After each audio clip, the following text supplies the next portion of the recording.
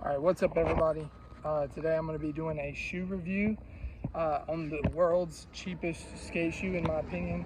I searched all over the internet. The shoes that I found were on walmart.com. They were originally 20 bucks, but they marked them down to $10. So I went into the store, grabbed a pair.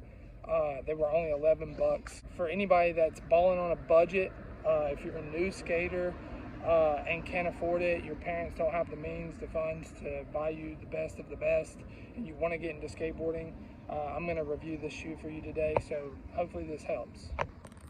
Alright, this is what the shoe actually looks like. It has a Converse look. In my opinion, I don't really like the huge toe cap. I feel like that can affect the flick, maybe just a little bit, but the shoes don't look that bad. Hoping the shoestrings will hold up. Walking in them, the insole actually feels super thin. That could be a good or bad thing with board feel, but as far as impact, they don't feel like they're really going to hold up. But let's go ahead and warm up and test them out.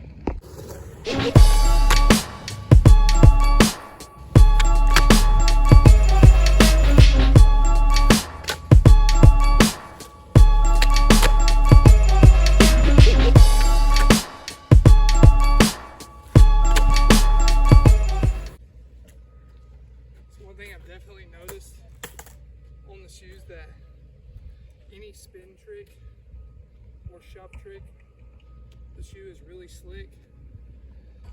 As far as flick goes, the fakie heel felt really good. The tray flip felt really good. The flick overall feels really good. My only complaint is the shoelace is loosening up. So I'm trying not to tighten it just to see how it skates normally. Also, the insoles suck. They felt really good when I put them on, but impact even on flat ground is killing my feet right now. So I definitely, advise you to change the insole. There is a little scuff already on the toe cap, but there's no scuff on the flick, which is crazy because these shoes were 11 bucks. You would think the material would be super cheap. But I mean, I already kind of give them like a 6 out of 10. All right, so I was gonna film and review the shoes at each obstacle, but my phone keeps overheating because it's super hot outside. It's midday, like 90 degrees. So I'm not gonna be able to do that. So I'm just gonna film a bunch of tricks that I would normally do in other shoes, and review the shoes at the end. Right now, shoes are skating really good. My biggest complaint is the insoles. So I hope you enjoy the clips, and I'll review the shoe at the end.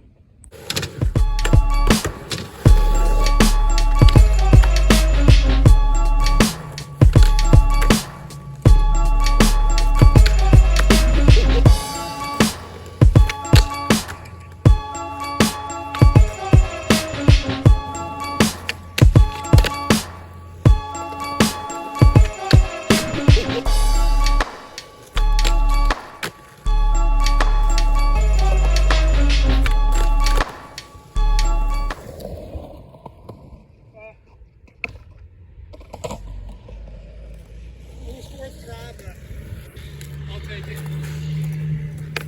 Board flips really good, flick feels really good. Let's keep it moving.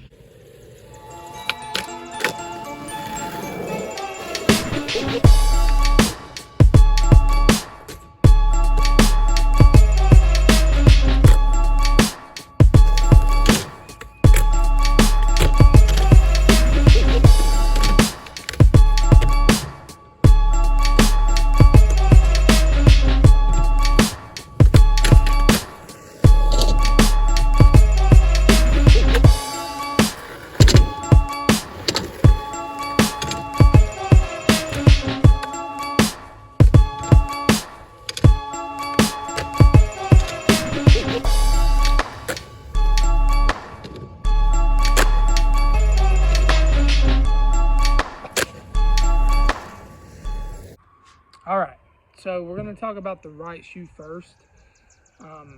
The toe cap, for me, I'm going to start off with because I thought it was going to be the biggest issue because it's so big.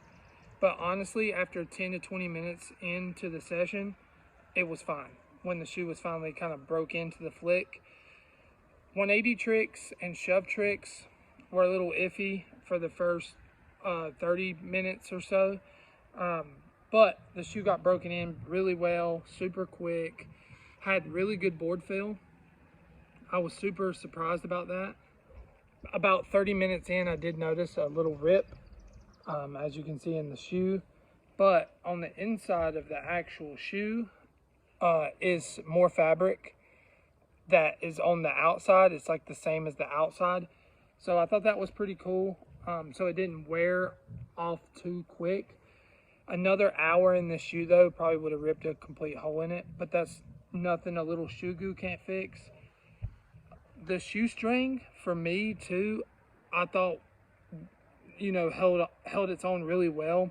Usually I rip shoelaces in the first session, maybe the second session, but I only skated this an hour and a half, but still they held up really well.